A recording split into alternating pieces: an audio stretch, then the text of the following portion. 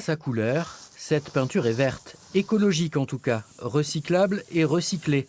Une idée de Maëlys Gros, peintre du dimanche et surtout chimiste. Je fais des travaux de peinture chez moi, comme beaucoup de gens.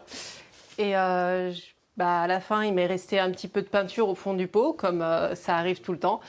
Et quand je me suis rendu compte que si je l'amenais à la déchetterie, ça finissait uniquement brûlé, ça m'a paru vraiment un vrai gâchis. Moi, je suis chimiste, je sais ce qu'il y a dans une peinture et c'est pas fait pour servir de combustible.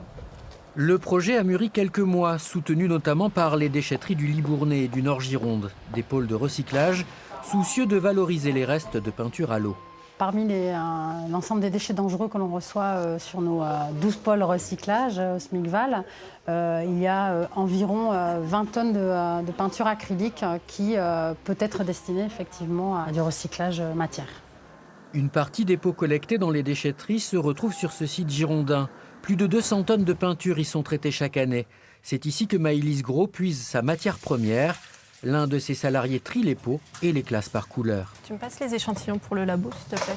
Direction ensuite un laboratoire de l'université de Bordeaux, où quelques secrets de fabrication plus tard, la chimie opère.